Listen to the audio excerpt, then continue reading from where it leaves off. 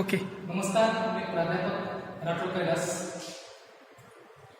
खूप साऱ्या विद्यार्थ्यांमध्ये नुकत्याच सीएडचा रिझल्ट लागला. त्याच्यामध्ये जे अचिव्हमेंट ग्रेट अचिव्हमेंट केले त्याचे hardly welcome all rankers and great achievements. Today's discuss percentage and percentiles. खूप साऱ्या विद्यार्थ्यांच्या मनामध्ये डाऊट आहे, शंका आहे, त्याचे पर्सेंटेज अँड पर्सेंटेज म्हणजे काय. नुकत्याच तुमच्या सीएडचा रिझल्ट लागला, त्या रिझल्ट मध्ये पर्सेंटाइज आहे. म्हणजे पर्सेंटेज म्हणजे नेमकं काय. तर डिस्कस पर्सेंटेज. पर्सेंटेज म्हणजे काय. पर्सेंटेज म्हणजे काय. Obtains mark divided by total marks into hundreds. म्हणजे काय, हे इंडिव्हिज्युअली आपण कॅल्क्युलेट करतो. म्हणजे थोडक्यात obtains mark divided by total marks into hundreds म्हणजे काय. 90 जर मार्क पडले असेल तुम्हाला तर 90 डिवाइडेड बाय 100 इनटू हंड्रेड्स. हे 200 काढले, 200 काढले म्हणजे 90 मार्क्स म्हणजे 90%. जर एखाद्या विद्यार्थ्याला 90 मार्क्स पडले असेल तर त्याला किती 90% होईल. पण ही जर पर्सेंटेजच्या रिलेटेड आपल्याला करायचं percentage. What is meaning of percentage. Percentage म्हणजे काय. पर्सेंटेजचा फॉर्म्युला काय आहे. Students behind you divided by total number of students म्हणजे काय इनटू 100. म्हणजे कॅल्क्युलेट आपण काय करतो सर, या फॉर्म्युला टाकून आपण पर्सेंटेज कॅल्क्युलेट करतो. तर पर्सेंटेज कॅल्क्युलेट करण्याचा फॉर्म्युला आहे students behind you divided by total number of students into hundreds.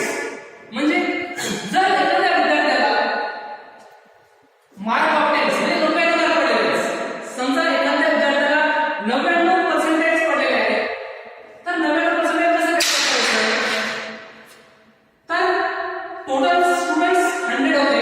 त्या एक्झाम मध्ये टोटल नंबर ऑफ स्टुडंट्स 100 होते. फॉर एक्झाम्पल एबीसीडी मध्ये आपण एक ड्राय करा. For example it is 100 number of students 100 students, then marks obtains 99, then maximum marks 100.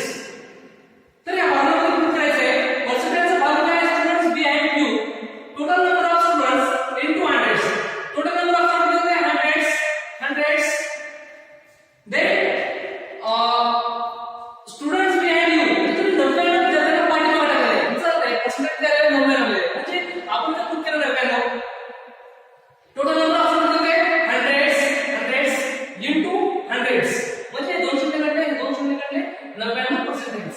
म्हणजे तुमचा जो पर्सेंटेज आहे ते पर्सेंटेज काय आहे 99. तुम्ही 90 विद्यार्थ्यांना तुमच्या पाठीमागे टाकले आहे. तुमचा रँक काय तुमचा जो पर्सेंटेज स्कोर आहे काय 99 आहे. तर या फॉर्म्युलामध्ये सुद्धा आपण पर्सेंटेज काढतो. म्हणजे पर्सेंटेज म्हणजे काय.